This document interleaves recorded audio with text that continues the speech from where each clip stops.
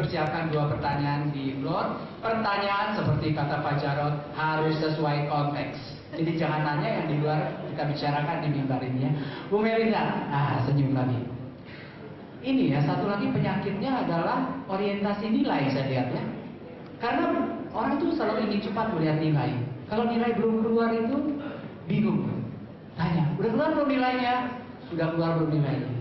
Karena nilai menjadi lebih penting daripada proses belajarnya sendiri. Nah, menurut Ibu bagaimana? Sebenarnya nilai itu adalah hasil dari belajar. Jadi memang ada kebanggaan kalau dapat nilai dari Pak Stefan 90 bahkan 100 gitu. Kita bangga gitu kan. Tapi yang terpenting itu nilai penting, tapi sangat penting adalah proses belajarnya. Di mana kita memahami apa yang dipelajari. Jadi orientasi nilai itu nggak bisa cuma nilai, jadi seperti mata uang. Jadi dua-duanya itu penting antara proses belajar dengan nilai. Nilai mungkin ya dilihat sama orang-orang gitu, tapi proses belajar itu yang lihat adalah hubungan kita sama Tuhan. Jadi kita belajar itu sendiri. Ya itu menurut saya. Oke, tepuk tangan. Baik, sudah siap. Bapak tadi mau bertanya, Pak ya? Silakan pinjamannya Bu Melinda sebentar. Ada yang nanya dari sayap sana nggak? Terima kasih. Satu kekurangan dari seluruh pembahasan siang ini, saya tidak melihat bahwa KPKS selama 3 tahun saya belajar ada satu pelajaran yang mengajarkan tentang mindset supaya semua orang yang kuliah belajar di KPKS punya mindset yang baik. Karena tidak mencari status, tidak mencari gelar dan kedudukan di paroki, tapi biarkanlah Tuhan yang membentuk lewat Roh Kudus yang berkarya dalam kitab suci. Bagus sekali pertanyaannya, tepuk tangan untuk Angel. Tidak percuma jadi angkatan 15. Saya rasa yang ini kita serahkan ke Pak Stefan untuk jawab ya. Oh, Pak Stefan ya? Oh, apakah mungkin ada pelajaran untuk membina mindset, spiritualitas? Ini Angel kurang lebih ya, spiritualitas ya. Ya, saya anggap bahwa ini termasuk kurikulum. Nanti mudah-mudahan saya diberi kesempatan untuk bicara mengenai kurikulum, tapi setelah saya merenung secara cukup mendalam, saya berpendapat bahwa hal yang demikian harus dibina pada rekoleksi. Hanya saya membayangkan rekoleksi sama sekali berbeda dengan yang selama ini diadakan. Boleh saya jawab terus? Oh, saya membayangkan rekoleksi harus menghimpun seluruh angkatan sekaligus. Jadi bukan satu angkatan tapi keseluruhan angkatan. Rekoleksi itu harus berlangsung 2,5 hari 2 malam. Jadi secara serius, yang harus membinanya adalah seorang imam dari KPKS, kecuali kalau tidak ada dari KPKS sudah tidak mungkin, boleh diminta. Tetapi imam itu harus didampingi oleh 2 atau 3 orang dari pengajar KPKS, terserah dia seorang imam atau awam. Saya berpendapat bahwa seperti Pak Hadi, walaupun awam, saya dan juga yang muda-muda yaitu Jarod, Seto dan Alphonse sudah mendapat cukup pembinaan sehingga mereka bisa membawakan nanti suatu acara bersama dengan imam itu selama 3 hari yang serius, yang membina mereka menjadi alumni KPKS yang benar-benar bisa diandalkan secara spiritual. Itu usul saya. Baik, terima kasih Pak Stefan. Masih ada satu, Bapak mau nanya ya, silakan. Baik, saya langsung kembali ke Ufadis KPKS. Saat ini saya akan mengajak kita semua ke belakang. 20 tahun dengan 600 orang peserta hasilnya amat sangat sedikit. Pasaran di luar, orang Katolik begitu berjuta-juta siap menunggu. Oleh karena itu, perlu disiapkan untuk 50 tahun ke depan, KPKS mau bagaimana? Pertama, saya menanggapi tadi yang 5 tahun. Memang perlu disiapkan S1, yang betul-betul S1 untuk awal. Sehingga kalau anak-anak muda kita mampu berkarya di bidang ini dengan S1, luar biasa. Bayangkan, seluruh Indonesia bisa menampungnya. Yang pertama. Kedua, teknologi kita sudah maju, ada internet segala macam. Cara sekarang dengan hanya menampung 30 orang untuk 3 tahun itu sangat-sangat harus ada solusinya. Solusinya adalah terapkan teknologi internet pada universitas terbuka, sehingga setiap kali angkatan bisa ribuan. Kenapa di rumah pakai internet, pakai warnet segala macam? Oleh karena saatnya dibuat kurikulum yang mendasar, yang mampu menjawab tantangan zaman itu semua orang. Tidak harus datang ke KPKS, tapi kita bisa langsung di rumah kita dapat masing-masing. Itu yang paling penting. Kita udah zaman teknologi. Kalau KPKS itu bermacet-macet, waktu hanya habis untuk datang ke KPKS. Mohon maaf, saya ngalamin kata itu wasting time kalau kita ini. Ketiga, saya usulnya, memang kami berharap begitu banyak teman-teman yang lulus ini bisa juga jadi dosen-dosen di tempatnya. Saatnya dipikirkan bagaimana KPKS berkembang ke seluruh Indonesia, bukan hanya di Jakarta, di seluruh Indonesia. Terima kasih. Sebetulnya pertanyaan mengenai strata 1 atau diploma 3 itu topik kita sesudah ini. Yang kedua mengenai apa tadi pertanyaan Bapak, saya lupa. Teknologi, internet. Oh ya, itu kurikulum ya, bahwa minta kurikulum yang lebih tanggap pada zaman. Itu pembicaraan kita di sesi berikutnya. Mungkin pertanyaan yang terakhir aja yang perlu kita jawab. Romo Desi mungkin jawab. Mungkin nggak mau KPKS itu merambah sampai ke seluruh wilayah Nusantara?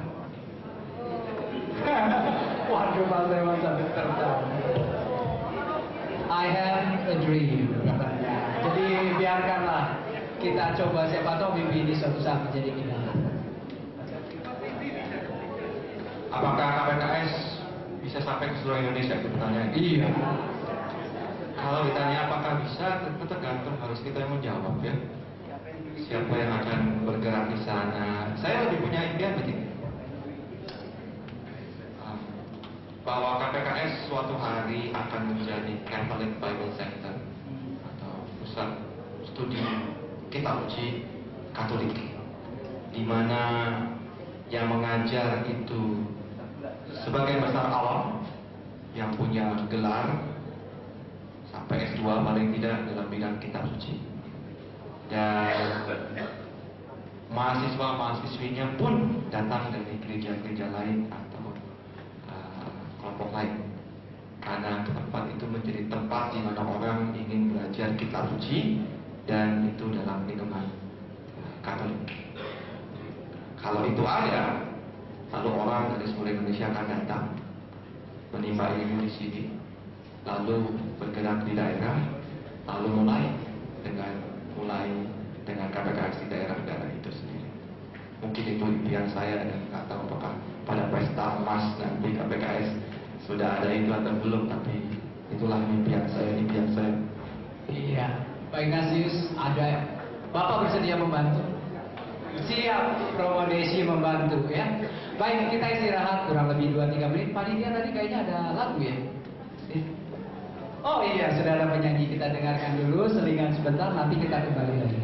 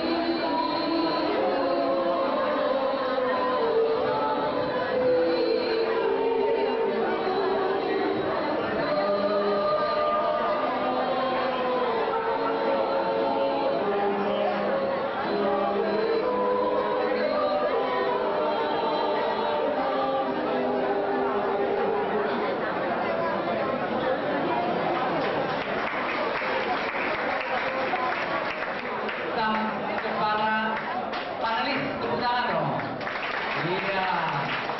Baik, saya masih punya waktu 30 menit. Ada yang akan dijawab, Pak? Pertanyaan Pak Ignatius mengenai kurikulum ya. Mengenai kurikulum, kita minta guru yang menjawab. Pak Stefan punya usul untuk kurikulum ya, kurikulum KPKS. Oh iya, Pak Joni tolong di, wow kecil ya. Sayang, bisa digedein nggak Pak? Sayang, tapi nanti kita bantu baca deh Pak ya, Bapak baca aja. Ya Pak, silakan. Kurikulum. Sayangnya kecil. Gedein lagi Pak dikit. Di shoot cukup yang semester persiapan dulu bisa. Silakan Pak Stefan. Halo saudara, mari kita lanjutkan. Mohon tenang, mohon tenang.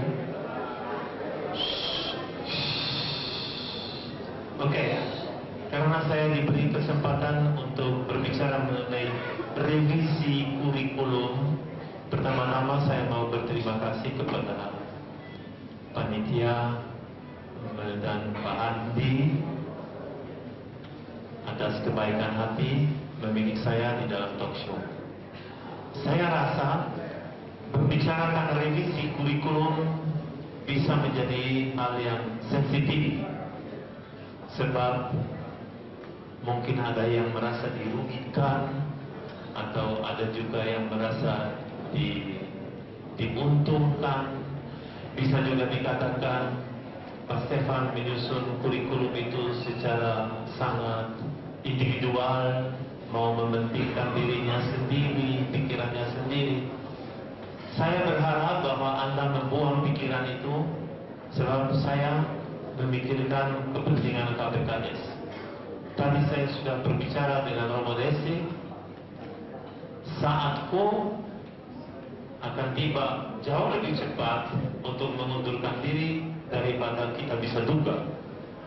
Sebab sudah ada usia dan semua sudah tidak bekerja semestinya, jadi saya tidak bicara mengenai kepentingan sendiri.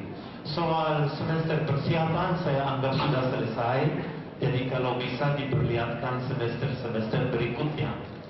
Seperti biasa saya membagikan itu sesuai dengan tradisi selama ini. Ada dua pengantar dipertahankan, Perjanjian Lama dan Perjanjian Baru. Ada 5 tafsir Perjanjian Lama. Kalau mau disebut satu persatu, silakan. Mazmur, Taurat, Kitab Sejarah, Kitab Kebijaksanaan, dan Nabi-Nabi. Apakah toko itu bisa berhenti menjual saat ini? Ya. Ini yang pertama. Jadi dalam Perjanjian Lama tidak berubah apa-apa. Memang ada usul supaya ditambahkan dengan Deuterokanonika. Namun saya sendiri berpendapat itu tidak perlu. Lalu Perjanjian Baru. Dalam Perjanjian Baru ada 8 tafsir. Ada 2 tambahan. Coba perhatikan baik-baik. Yang pertama adalah Injil Markus, Surat Katolik dan Wahyu digabung, Kisah Para Rasul, Injil Yohanes, dan Injil Lukas, dan satu lagi Kisah Sengsara Yesus berdasarkan keempat Injil. 2 yang terakhir ini baru. Mengapa itu dimungkinkan? Karena dalam semester persiapan teologi dasar disingkirkan dari semester biasa, Eklesium dasar terminologi dipindahkan ke semester persiapan, mempertanggungjawabkan iman Katolik juga, dan teologi Perjanjian Lama dan teologi Perjanjian Baru juga dipindahkan ke semester persiapan. Jadi ada 5 tempat kosong. Nah, saya menambahkan tafsir Perjanjian Baru berdasarkan permohonan banyak sekali orang yaitu Injil Lukas, sebab mereka minta supaya lengkap, dan kisah sengsara Yesus yang bisa juga digabungkan dengan kisah kebangkitan. Tapi hati-hati, sebab dalam tafsir Injil mungkin sudah dibahas juga 1, 2, atau 3 kisah kebangkitan. Ya, ini tidak terlalu banyak perubahan. Perubahan yang paling besar terjadi pada bagian latihan. Tolong diperhatikan, latihan pertama mempelajari teks atau menganalisis teks atau merenungkan teks, terserah. Saya lebih suka mempelajari teks dan saya pilih 2 yang berbeda, yaitu Perjanjian Lama dan Perjanjian Baru. Konsili Vatikan kedua sangat menekankan pentingnya memperhatikan jenis-jenis sastra teks. Maka dengan mempelajari teks Perjanjian Lama yang ada khasnya, nubuat-nubuat, terus Mazmur misalnya, kebijaksanaan, itu mempunyai ciri khasnya. Jadi ada yang pertama, lalu mempelajari teks Perjanjian Baru, perumpamaan, mukjizat, dan segala macam. Lalu ada latihan renungan biblis. Itu penting, kata biblis itu sangat penting, sebab renungan bisa dibuat dengan puluhan cara. Yang saya harapkan renungan biblis. Setelah itu homili biblis. Memang homili itu selalu biblis seharusnya dari definisi sudah, tapi saya sekali menegaskan bahwa itu harus biblis, jadi bukan khotbah. Lalu narasi biblis. Saudara, selama ini semuanya itu ada, tetapi tidak terlalu jelas. Kecuali renungan biblis tidak pernah ada. Bayangan saya begini, dalam setiap latihan siswa harus menyerahkan 2 paper. Yang paper 1 dia harus membawa secara lisan dan dinilai oleh dosen maupun para siswa. Latihan yang kedua, paper yang kedua diserahkan secara tertulis sebagai salah satu dasar nilai. Jadi ini harus terjadi non-stop selama pelajaran. Mempelajari teks kitab suci Perjanjian Lama 2 latihan harus. Mempelajari teks Perjanjian Baru 2 latihan. Renungan biblis 2 latihan.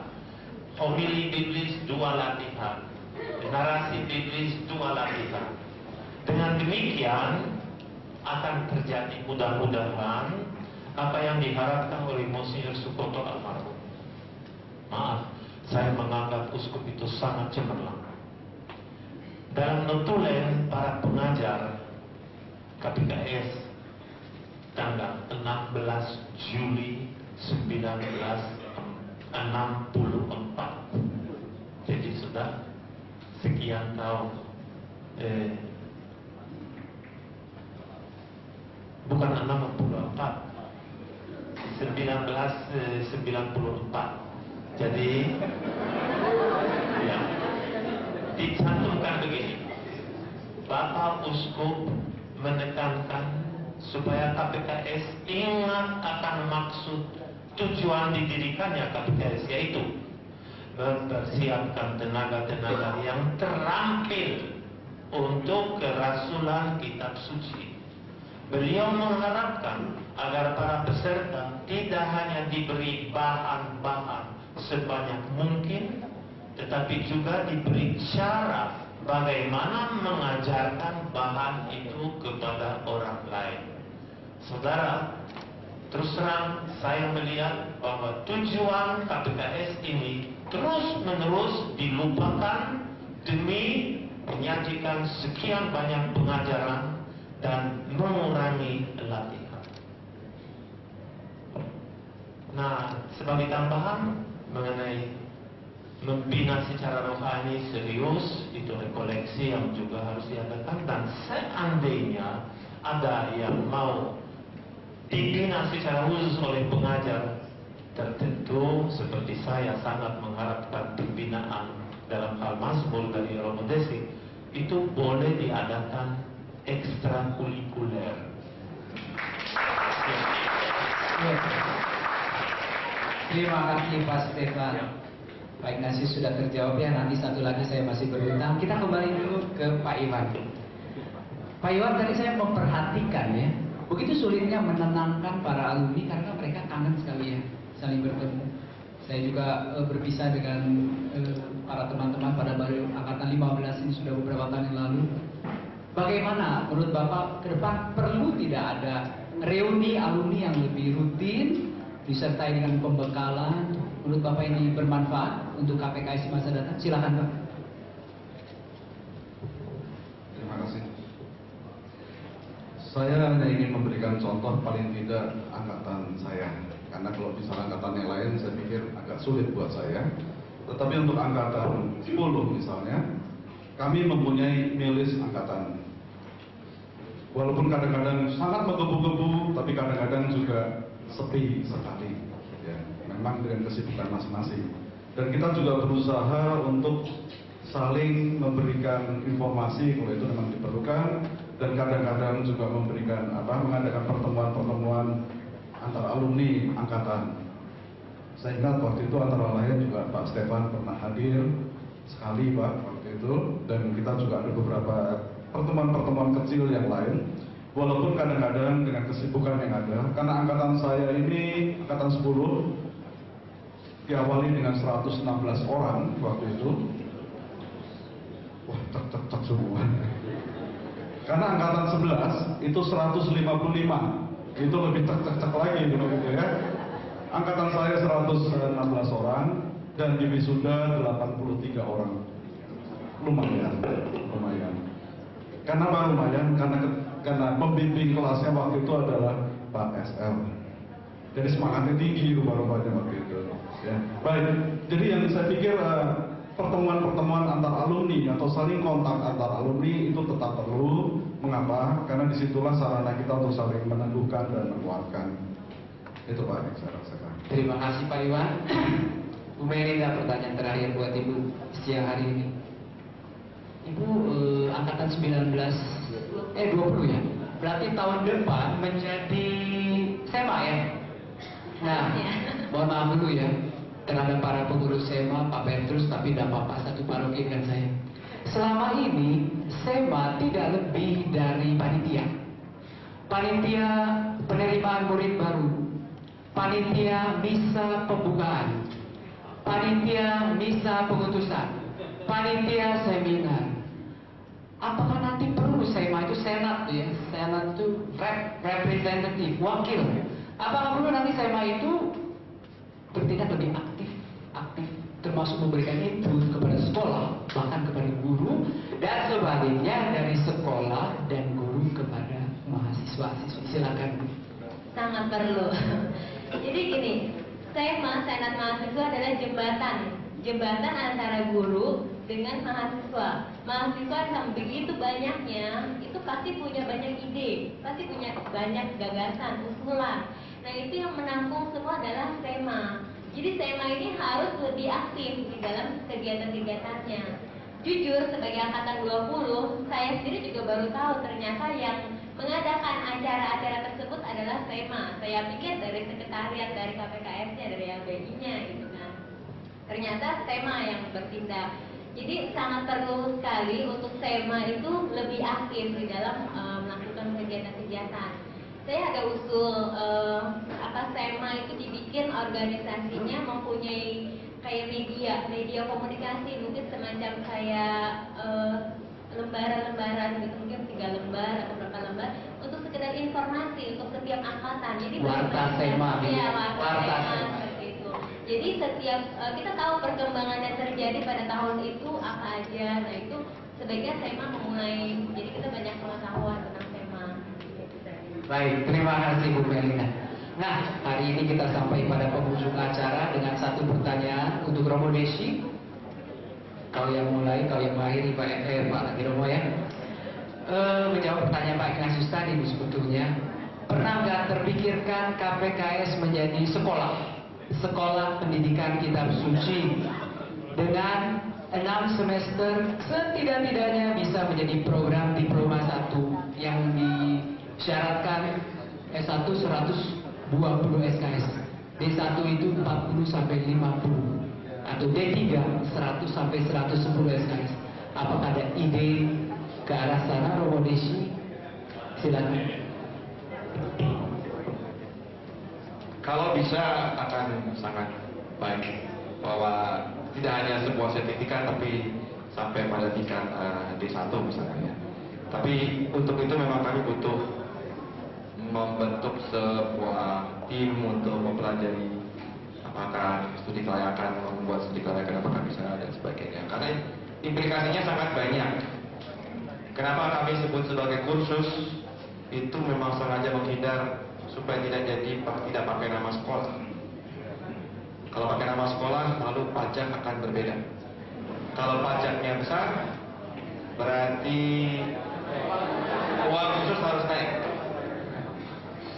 Itu yang pertama. Lalu juga untuk membuat sebuah program yang lebih formal, tentu kita butuh tenaga kerja, tenaga pengajar. Selama ini tenaga pengajarnya ya apa yang ada, siapa yang ada dan siapa yang mau. Tapi hanya beberapa yang memang disiapkan untuk juga nanti menjadi tenaga ahli di KPKS. Untuk menyediakan tenaga, tadi saya katakan kalau bisa ada lebih banyak tenaga awam lebih banyak lagi tenaga awam yang punya gelar dalam bidang kitab suci dan mereka harus digaji. Berarti kita perlu punya fund, kita perlu punya sebuah modal yang cukup dulu untuk mulai ke sana. Ada cukup modal, ada cukup untuk run di office, untuk menyelenggarakan kantor itu, untuk urusan pajak, untuk urusan penggajian dan segala macam. Lalu berarti harus ada perubahan dalam nilai, dalam biaya. Tetapi pertanyaannya juga muncul begini, apakah KPKS akan menjadi lebih memikat kalau justru menjadi lembaga formal semacam itu? Apakah tidak mungkin justru itu menjadi sebuah lembaga yang menakutkan, yang membuat orang lalu menjadi tidak mau mencoba? Seandainya sekarang dengan tekanan pada keterampilan yang seharusnya seringkali menjadi fokus dan memang diakui seringkali terlupakan, kalau bisa kembali fokuskan pada sebuah institusi untuk melatih keterampilan dalam pewartaan atau penyebaran kitab suci, itu kan berarti kita memang mengincar kelompok orang tertentu. Kalau nanti menjadi sekolah yang menuntut gelar, mungkin kelompok orang lain yang akan datang. Saya khawatir. Jadi saya katakan sebagai impian menarik dan perlu ada studi. Tapi kekhawatiran saya adalah apakah nanti yang akan dihasilkan itu orang-orang ahli tapi tidak terampil. Orang-orang yang tahu lebih banyak tentang kitab suci, punya gelar, tapi tidak mau terlibat di dalam yang lebih komunitas basis. Jadi bagi saya sekarang sebagai sebuah ide itu sangat memikat, sangat menggiurkan, tapi juga ada beberapa pertanyaan yang perlu dijawab terlebih dahulu. Terima kasih Romo Desi. Masih ada waktu 10 menit. Iya.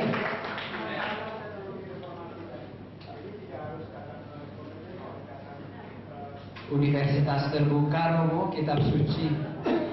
Ya, apakah bisa lewat secara maya? Saya justru menangkap bahwa yang ditawarkan oleh KPKS adalah tawaran untuk perjumpaan secara tatap muka. Justru itu kelebihan kita. Kursus-kursus secara virtual itu banyak sudah dilakukan oleh yang lain.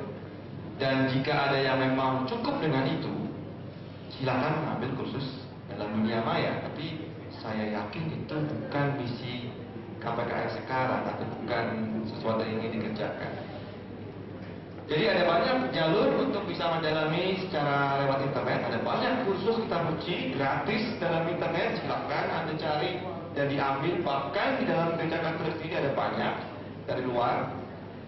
Dan KPKS justru saya pikir kekuatannya justru dalam tatap muka, dalam berinteraksi, dalam latihan-latihan nanti kalau dikembangkan dan semacam itu. Terima kasih. Terima kasih. Ada masih pertanyaan? Masih ada 5 menit. Silakan. Pak Hari, ya berarti 2 pertanyaan. Pak Petrus tolong ke Pak Hari Kardani. Pak Hari siap. Pak Hari Kardani. Silakan Pak Frans. Selamat sore semuanya. Sore. Secara pribadi saya tidak pernah setuju kalau KPKS menjadi suatu lembaga formal. Ada sesuatu yang membuat saya lebih tertarik dan saya akan coba ungkapkan.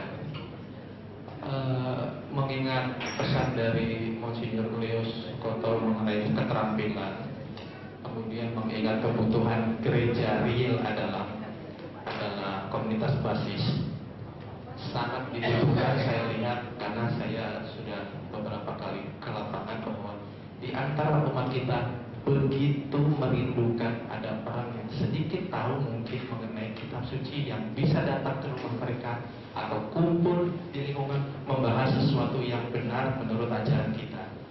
Dan itu kehausan yang luar biasa besar.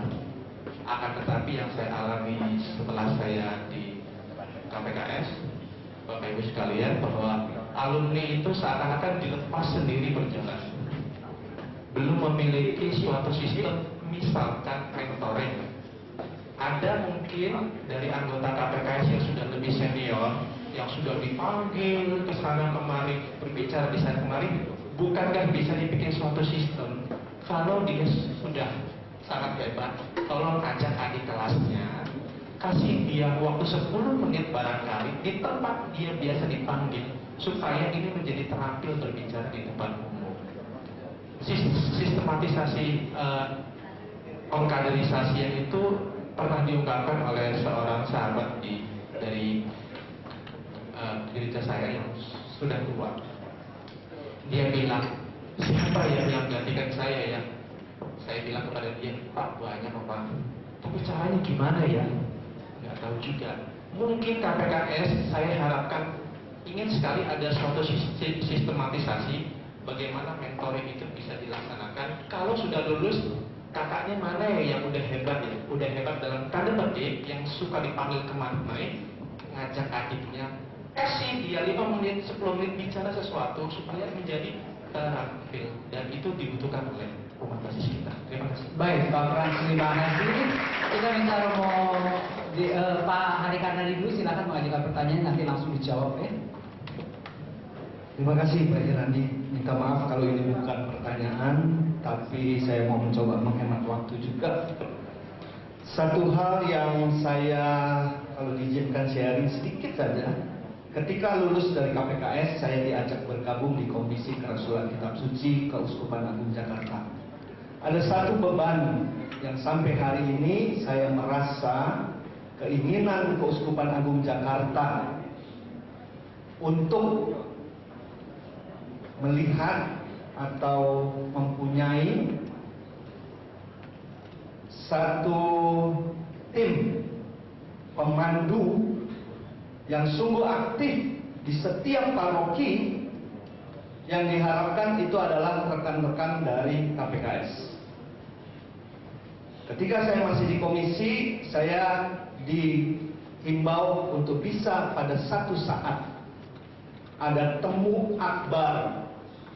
Temu akbar pemandu kitab suci dari berbagai paroki, yang sebagian besar adalah teman-teman dari KPKS yang memang salah satu perutusannya adalah untuk ikut ambil bagian di karya kerasulan kitab suci.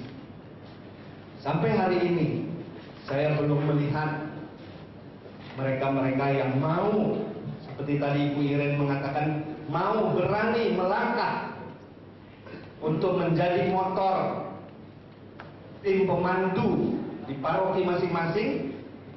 dan mengembangkan semua bekal-bekal yang didapat dari KPKS selama 3 tahun, sekaligus menjawab seorang bapak tadi untuk bisa membawa teman-temannya ikut ambil bagian di dalam karya transnasional kitab suci di seksi pemandu.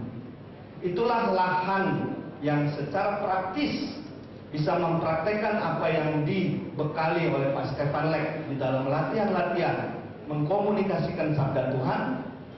Bagi mereka yang terjun ke dunia karismatik Katolik, mereka punya lahan untuk menjadi pewarta mimbar. Tapi mereka yang tidak terpanggil untuk bergabung di karismatik Katolik, maka lahan yang sangat subur. Ada 3 kali peristiwa besar dalam 1 tahun di dalam gereja kita. Prapaskah, bulan kitab suci, dan masa Advent.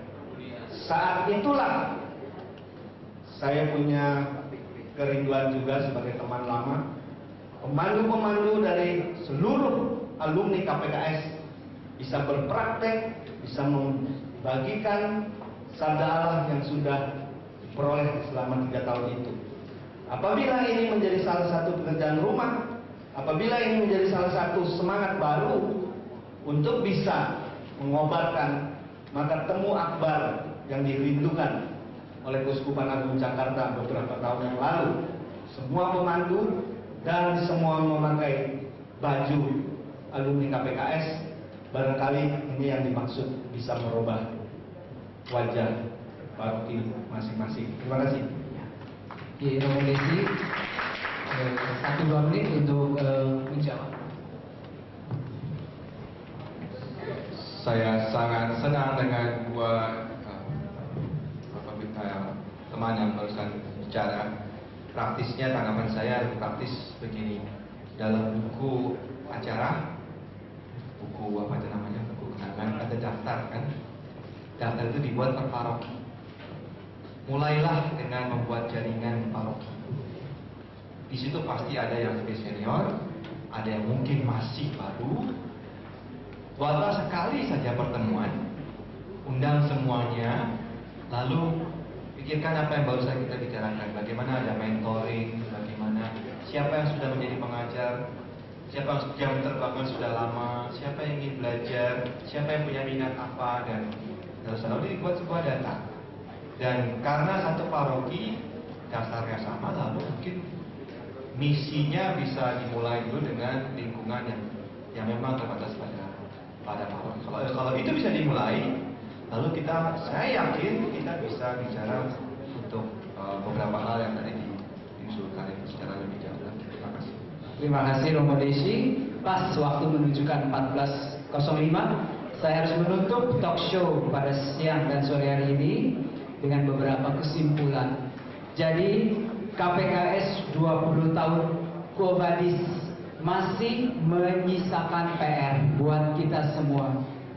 Buat sekolah untuk memperbaiki sarana fisik, buat sekolah dan para guru untuk merevisi kurikulum, buat para murid sendiri untuk melatih motivasi yang tepat dalam belajar kitab suci. Lalu banyak sekali ternyata dari pihak alumni ya, bagaimana ada mentoring, ada monitor sesudah mereka lepas dari KPKS. Moga-moga ide-ide yang dilontarkan pada siang hari ini bisa menjadi permenungan kita semua, dan ke depan kita akan menghasilkan KPKS yang lebih baik, menghasilkan lulusan-lulusan yang terampil. Terima kasih. Kita beri tepuk tangan untuk para panelis. Lena, saya serahkan acara sekarang kepada kamu. Oh, harus. Terima kasih untuk para narasumber dan moderator. Tunggu sebentar, ada ucapan terima kasih dari panitia. Apakah panitia sudah yang akan dibagikan oleh Petrus Harun sebagai ketua SEMA yang tadi dibicarakan, dan kemudian ketua kelas angkatan 19. Mungkin ini harus kita kenal. Dia adalah ketua yang bekerja keras juga untuk acara ini, biarpun tadi diprotes banyak yang nyontek ya. Tapi minimum bisa melakukan ini dengan baik dan mengumpulkan kita semua. Saya mengundang Pak Petrus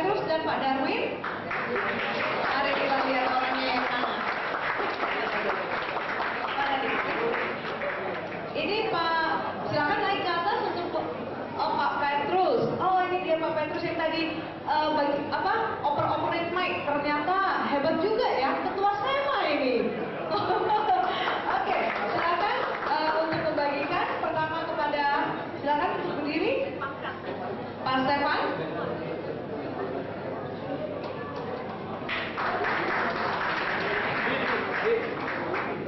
Romo Desi sebagai ketua KPKS, ya. Dan kemudian Bu Imelda yang akan lulus, kami tunggu, yang tidak akan nyontek sepertinya. Dan Pak Iwan, terima kasih.